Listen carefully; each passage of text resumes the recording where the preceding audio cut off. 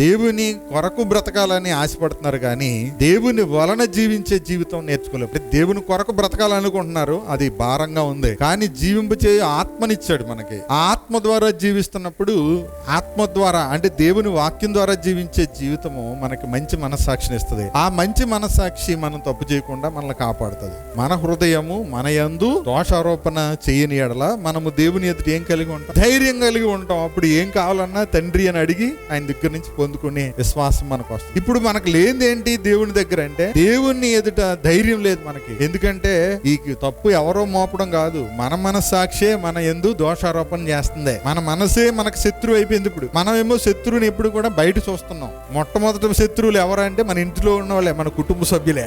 Next శత్రువులు ఎవరంటే మన చర్చిలో ఉన్న వాళ్ళు, ప్రార్థనకి వెళ్ళే మనకి ఎవరు. కొంతమందికి పాస్టర్ గారు పెద్ద శత్రువు. ఎందుకు? ఎప్పుడు చూసినా పాపం చేయకూడదని చెప్తాడు. అందుకు చెప్పండి, ఎవరితో మనము అత్యంత సన్నిహితంగా ఉంటామో వాళ్ళతోటి మనం శత్రువులుగా బతుకుతున్నాం కానీ క్రీస్తునందు ప్రియులుగా బ్రతకలేకపోతున్నాం. అందుకనే దేవుని ఆత్మ వల్ల లేదా దేవుని వాక్యం వల్ల జీవించే జీవితం ప్రతి విశ్వాసి నేర్చుకోవాలి. అనగా స్వయంగా క్రీస్తును నేర్చుకోవాలి అంటాడు. క్రీస్తు స్వరూప్యము మన యందు ఏర్పడాలంటాడు. అది సంఘం ద్వారా మాత్రమే జరుగుతుంది. సంఘానికి వెలుపల విశ్వాసకి క్షేమం లేదు, సంఘానికి వెలుపల రక్షణ లేదు, సంఘానికి వెలుపల అభివృద్ధి లేదు, సంఘానికి వెలుపల ఆశీర్వాదం లేదు, సంఘానికి వెలుపల జీవమే లేదు. సంఘం అంటే క్రీస్తు, సంఘం అంటే క్రీస్తు శరీరము, సంఘం అంటే క్రీస్తు యొక్క సొత్తు. అందుకే ఈ సంఘానికి పేరేంటి? క్రీస్తు సంఘం.